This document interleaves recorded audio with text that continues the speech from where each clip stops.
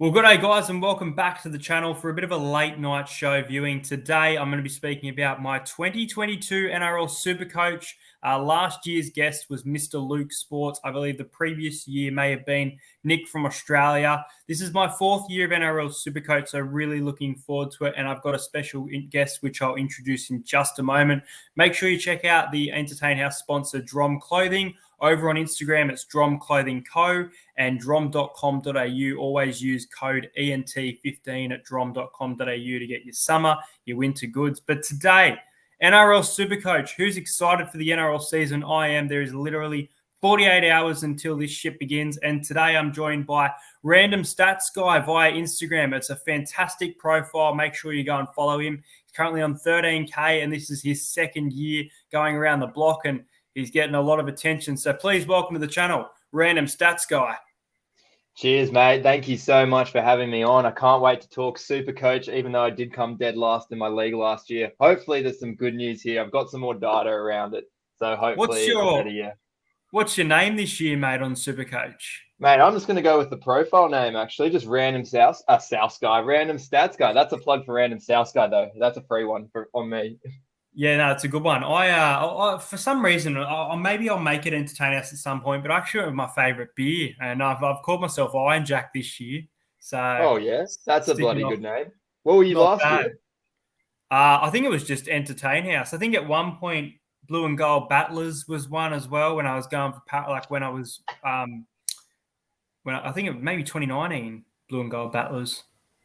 Yeah, fair enough. Well, they're not battling anymore. They could quite become the premiers this year. Mate, I hope so. I'll tell you what, if that trial's anything to go by. But as I said in my preseason predictions, guys, I've got Parramatta in second. However, I want to put them in fifth or sixth just to say that I was right at the end of the year. But I do believe in my team. But let's get straight into it. We'll have to wait and see if I've got any Parramatta Eel players in Supercoach. So let's start off with our hooker position. Let's start with you, Randomstatsguy. Who have you got for your starting hooker for 2022?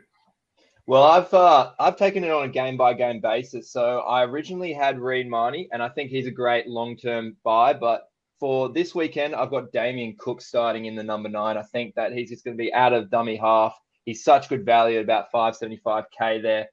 He's going to be exceptional off the ground, and especially against a Broncos side who are going to struggle if they don't have Adam Reynolds, and they might put a few points on South Sydney. So that's what I've gone with. I've gone with Blake Brayley. Now, I go for about a monthly basis. I do change and chop the 2 trades each week, but Blake Brayley around that 400K, he's going to be part of a very good spine, in my opinion. You've got Will Kennedy, you've got Nico Hines. You've probably got Braden Trindle, but we'll wait and see if Matt Moylan gets that position. Then Blake Brayley in the 9. I think it's a really nice spine for this Cronulla Sharks team. And I'm not sure who they take on from round 2, but in round 1, they take on the Raiders at home. Bit of a difficult game, and I won't reveal. Well, you've seen my tip by now, guys, but you haven't. Randomstatsguy. So I won't tell you my tip, but I've gone with the Sharks. And then I'll tell you my bench hooker. For me, I've gone with the Raiders' Tom Starling. I think that eventually Tom Starling will probably be the starting hooker with Josh Hodgson dropping some form and heading on the way out to Parramatta. I feel like he will see out the entire year. I know we see some players step out, but at 340K, and I'm going to reserve him for this week's game against the Sharks as well. So 2 players going up against each other there, but Blake Brayley and Tom Starling. Who have you picked as your reserve hooker?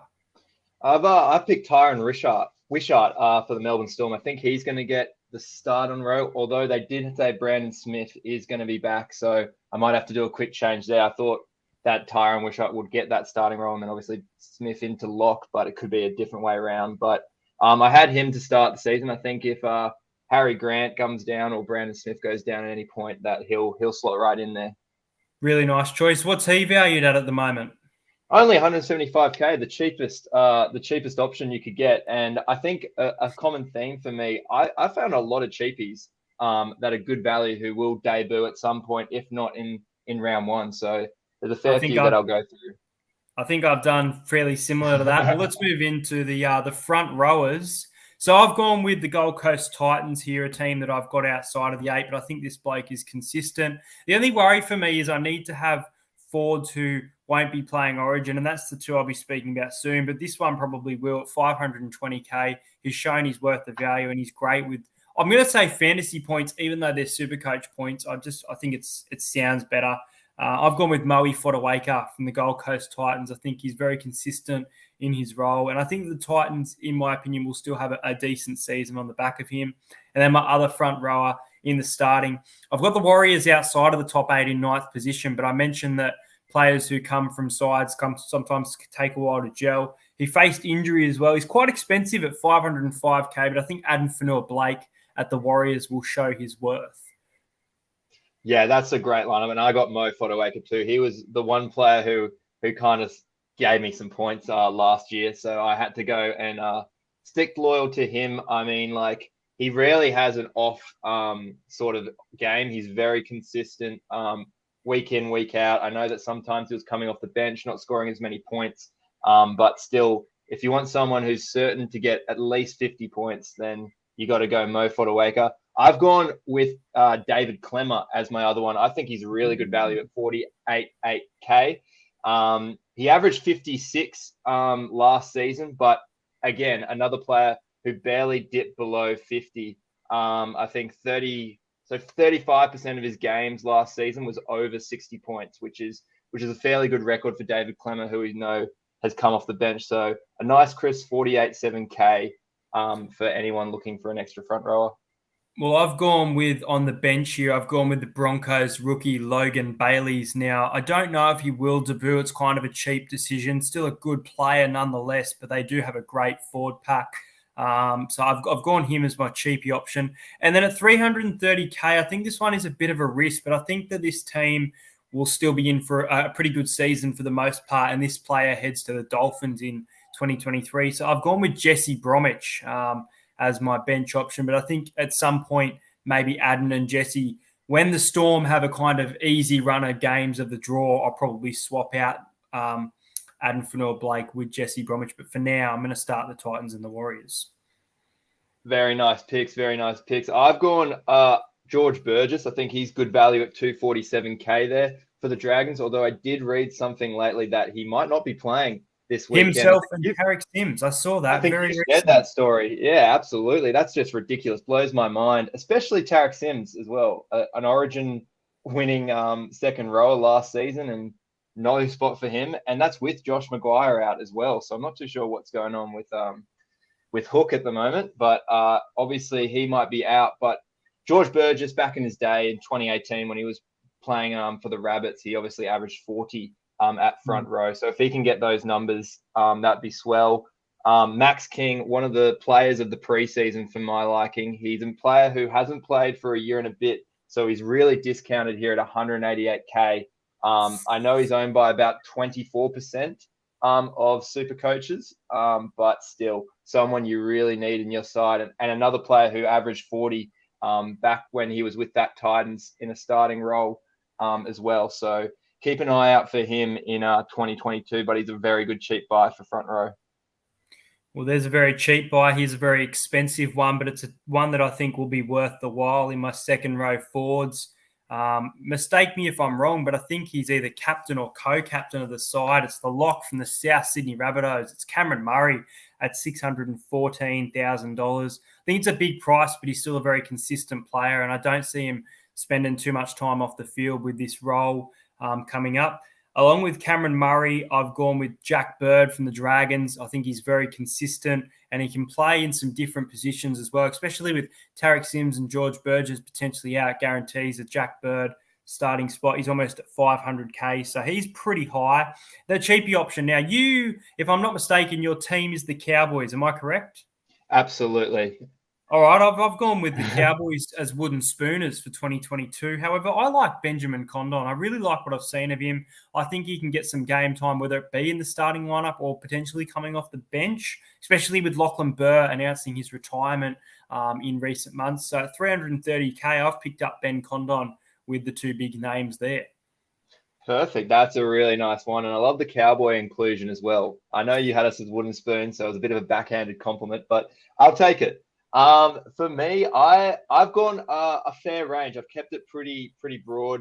I didn't go for any big buys, which could cost me, but I'm going to take the gamble because I've got some really good backs up my sleeve. So first of all, I've gone with Tavita Pangai Jr., and he's at 570K. So not obviously the most expensive, but just a player who, his offload game is insane. He can carry the ball up. I think there's a lot to like about Tavita Pangai Jr. I think he's an elite sort of second rowist. And 67% of his games in 2021 was over 60 points. So that's my lock for the first one. Another player that I really liked in the trials, another really good player from the Tigers, Luciano Leilua. I thought he's going to have a standout year in 2022. I think this is definitely a big season for him. Again, another player who has a great offload game, runs the ball hard.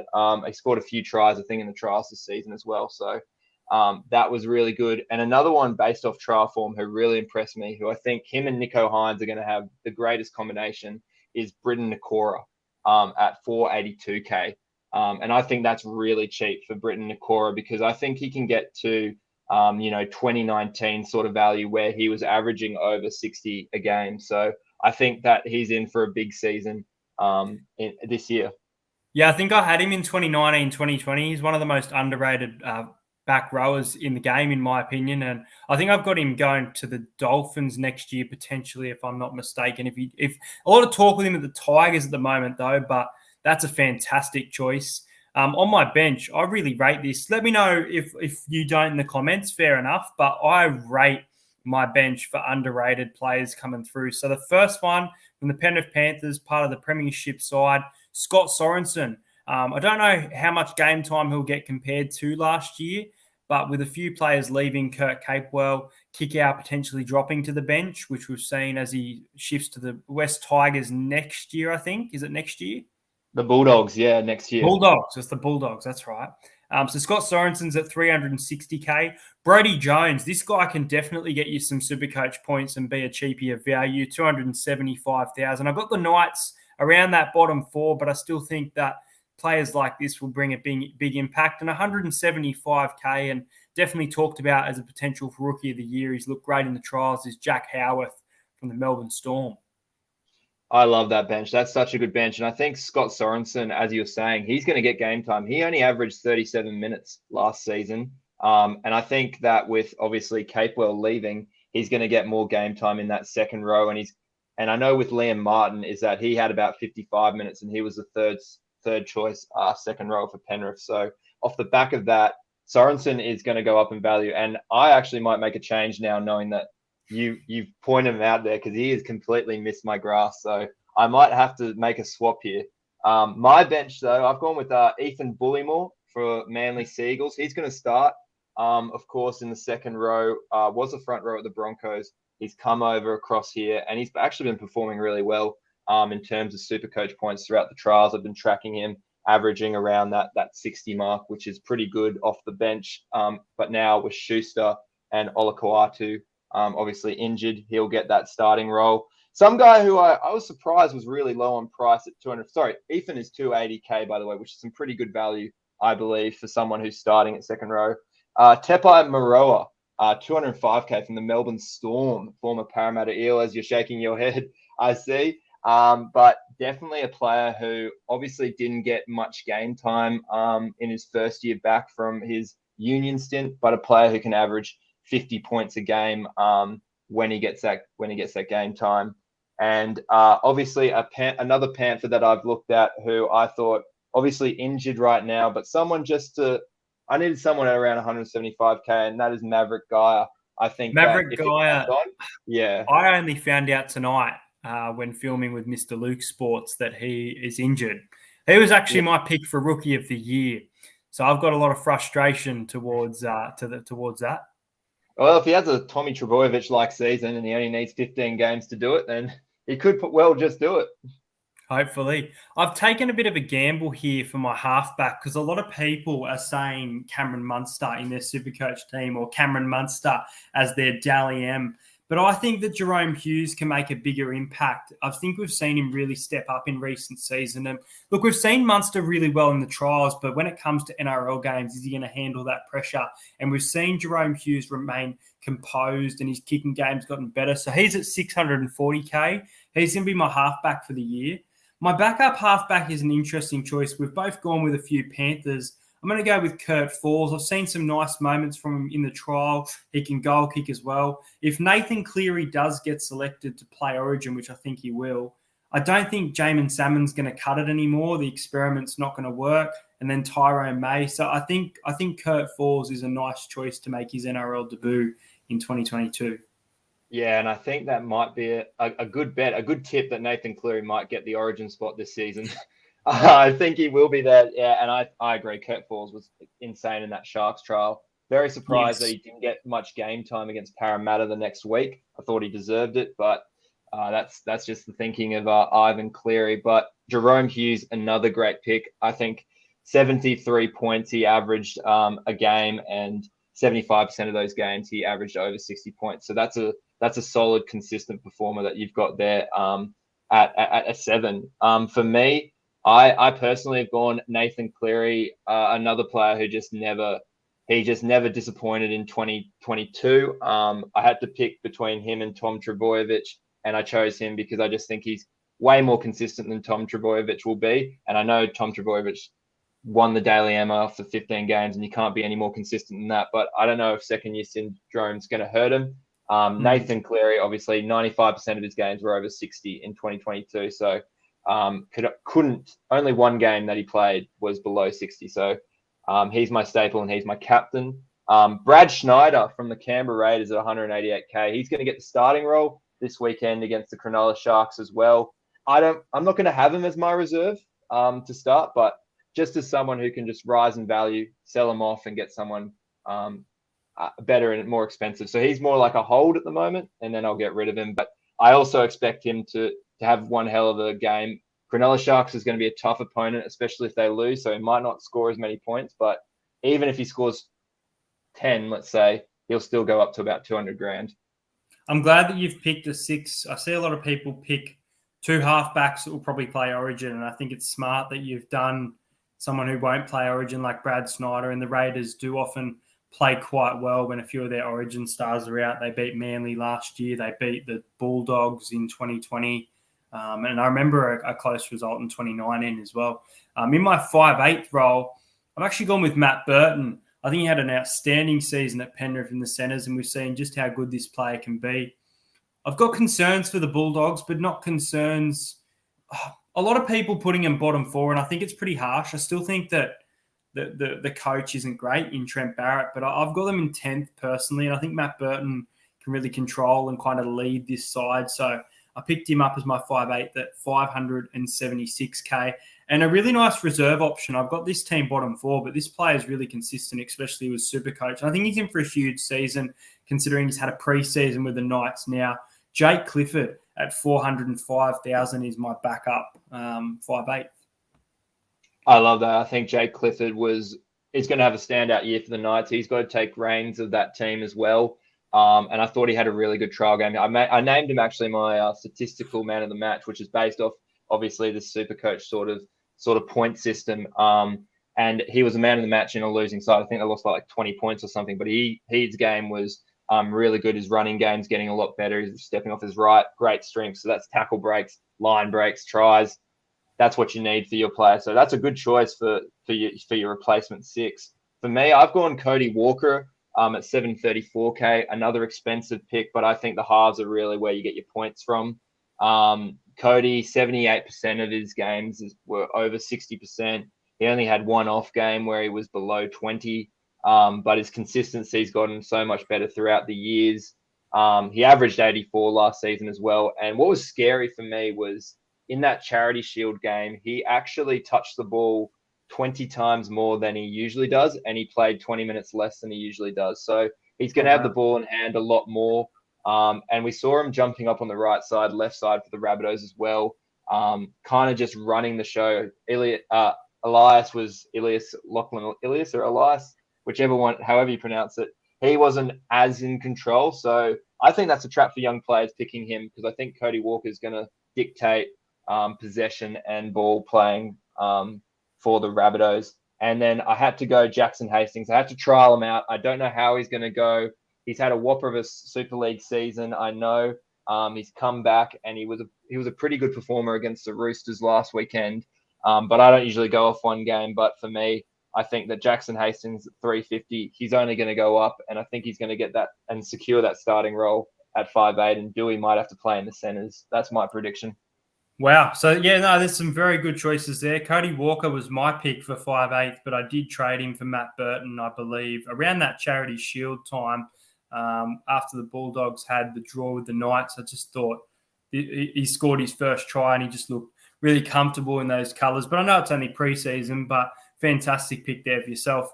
I feel like I've spent a little bit of money, but not too much around the wing centres, but I still think I've gone with some pretty good choices. The first one from the Gold Coast Titans. I feel like this guy can probably play for the Maroons this year. I think he's been overlooked for a while now. Corey Thompson, and he's definitely been great at Supercoach for the last 2 years while he's been with the club. He was okay with the Tigers, but he's definitely a different player and a more complete player around that Titans team. I've gone with Nick Meaney. It's a bit of an interesting pick, this one. He's at 420k, and he may not get a starting spot at the Storm, but I think if Pappenhausen finds his way into the Origin side, then he'll definitely play. But at the same time, he could potentially play in a 14 role with Harry Grant in the 9, Pappenhausen in the 1, and Brandon Smith in the 13. Could open up Nick Meaney coming off the bench, but I just don't know if he's a ball-playing player, so it'll be interesting. But I think Nick Meaney's a good choice, and he's definitely been good at Supercoach in a sucky Bulldogs side as well. I've gone with Zach Lomax purely to get some goal-kicking points as well. He's under 500k, which I think is a pretty good price, and I think he's in for a fairly good season. He was injured for most of 2021, but he still looks like a great player. I know he had a shocker in the Charity Shield, but you can't judge him off one game. And then the other starter, the fastest man in the NRL, in my opinion, from the Manly Sea Eagles, I've gone with Jason Saab. Once again, been very consistent, shown that his new colours, he can be much better than his previous club at the Dragons. Those are my starters. And then I've gone on the bench with Joseph Suaalii from the Roosters. Interesting choice, this one, because he played well last season, but I don't know if the hype was fully worth it. But I think he'll find his way back into that side at some point. Will Penasini finally got an eel here. Is that my last eel? Wait and see. Will Penasini's at 255k, and I'm actually going to reserve him this week against the Titans because I think he'll play. And then I've also gone with, I think it's Isaiah Tuss from the Rabbitohs as a potential cheapie option there. I love that. I love those wingers as well. Jason Saab, he's going to score a fair few tries if Manly are really on this season, especially on that right edge. When he scored that try against the Raiders, just in full sprint, man, it made me miss footy. I was like, wow, I've missed this. I've missed seeing Jason Saab in open space. I think Lomax is a great pick as well. A lot of people don't really, because he didn't play too many games last season, people might have forgot him, overlook him.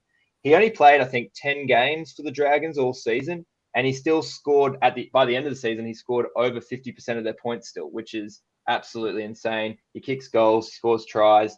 That's what you look for in a centre, at least in a Supercoach level. For me, I've started with Brian To'o. I think that meter eater, he's a great purchase. 736k, so a bit pricey, but I thought I need one pricey winger there. He averages 84 a game, which is absolutely insane, and 80% of his games are over 60%, over 60 points. So that's who I've gone on my wing. Next up, I've got Joseph Manu from the Sydney Roosters, of course. Manu, another high scorer, averaging over 60. He's at around 539k, which for averaging 60 is pretty decent. Then I've got two players who I think are pretty cheap, who are going to play a lot of games this year. The first one is Amone from the Dragons, who is a 5'8" traditionally, but they have him as centre and wing, which I'm taking full advantage of and putting in the centres and wings there. I think he's going to set up a lot of tries for the Dragons. He averaged about 50 in the trial games as well in both of those. And then I couldn't overlook Will Penasini. He'll definitely get the starting role at centre. And he also averaged, he got 56 in that Penrith game with the try assist. So he averages at least a try assist a game, you're guaranteed over 50 points. Then I go to my bench, and my bench, none of them have played an NRL game except Ben Trebojevic. He's the only one who's played a handful of them. Then I've got the Bulldogs injured, albeit Paul Alamotti, and the sprint freak, the one who's going to dethrone Jason Saab, they say, in Cooler. So Cooler. those are my wingers. I liked what I saw from Cooler at the trial. I was at the Manly and Raiders trial up here on the Central Coast, and he looked very good. Yeah, he was really good. And I don't see how Harper keeps the spot. He slips once in the game, he drops the ball once, and I think Cooler's got his position for the rest of the season. Well, there you go. A big prediction there from Randomstatsguy. Fullback, I've gone 760K. I really did chop and change between having Ryan Pappenhausen and Tom Trebojevic at a point. But I've gone with my captain fullback. I've gone with him as my Dally M medalist for the year. And I think this team looks really, really good. And they've got the best coach, in my opinion, in the competition, the Sydney Roosters. So I'm going to go with James Tedesco. I think if he does miss the early rounds, it's a bit crucial for me. And I won't have him as captain if he is ruled out for tomorrow's game, the weekend's game. But I've gone with the Sydney Roosters fullback. He's always been that good at Supercoach. He's been $1 million player before, and I think he can rise to around that 850K definitely by the end of the season.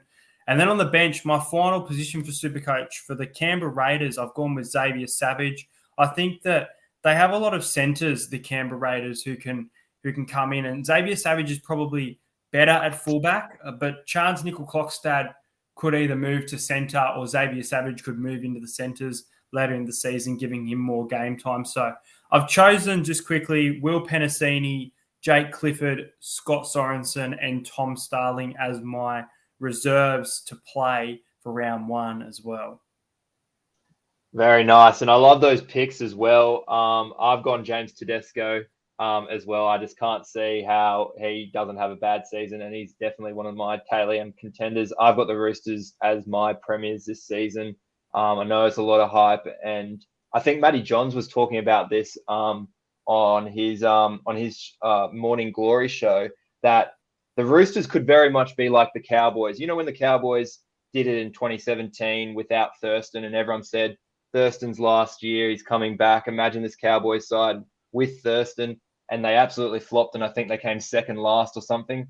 That could very much be this Roosters side, but I don't think it's the same. Under Trent Robinson, I doubt it, and the playing group he's got there, but that was definitely some food for thought to think about, but can't shy away from James Tedesco. Yes, he can be inconsistent. He has a higher coefficient of variance, which means that he does have some bad games and can cost you in those bad games. But I think if you get him first up against Newcastle, where he averages 85, the most of any team really, besides the Bulldogs, I think you put him in early, you get some money, and maybe you can afford Turbo when he's good, which will be around that back end of the season, which I think is the best time to buy Turbo. Because one, he's not going to stay at $1 million forever. That's a record price. I think he won't. He might come down from it and then pick up in the back ends. So that might be the tactic for the tactical super coaches who do it weekly. If you're there just to have one team to last the whole season, then keep Tedesco there. 760K, as you said, which is really good value. And my last one, I am denied about this because I know he had a terrible average in 2021, despite being a grand finalist fullback. But Blake Taff is my fullback at 210K. As I said, he's got the Broncos first up, so he is my reserve for this weekend, purely because I think he's going to score probably a try, set up a try, and the Rabbitohs are going to win big. So he's there for a temporary short time. Hopefully I can buy out later on, but we'll see how we go for the time being. I'm happy to have him as my reserve fullback. So my reserve, for this weekend are Taff, Hastings, Bullymore, and well, I had Tyron Wishart, but I'm going to have to change it now. And thrown on the spot, I might actually have to chuck in Max King maybe against the Cowboys if he's off the bench. Very nice. Well, so it looks like comparing our teams, we both have, if I'm not mistaken, Mo Fotuaika, we both have Will Penasini, and we both have James Tedesco. Yes, absolutely. And that's a nice mix. I didn't wish I had half your team because I hate that when Supercoach you verse a player and it comes down to like, let's say, Will Penasini's like the one player you got to count on to outscore another player, which is just sometimes kills it, which it was most for 2022. It was just basically whatever Tom Trebojevic scored didn't matter because everyone had him. So that was just a null effort of having him. But yeah, I like the split that we're not the same, but we both have really good teams. Absolutely. Well, guys, that's going to be it for this video. Make sure you guys go and check out Random Stats Guy and his awesome page over on Instagram. Thank you so much for joining the channel, man. I'm definitely going to have to send you my code to join a Supercoach Diverse in the season, and we'll have to do a post-season to see how we both went. Yeah, absolutely. Well, hopefully it's only up for me and I don't finish dead last in your league, but we'll see how we go. Thank you so much for having me on. No worries, guys. Make sure you do like and subscribe to the channel. Just 2 days until the NRL season starts. Plenty of content. I can't wait to be at that Eels versus Titans Bank West. Oh, CommBank. I hate the name Bank West. I love the name Bank West. Sorry, hate the new name, but really excited to get back into the footy on Sunday and watch tomorrow night's game, guys.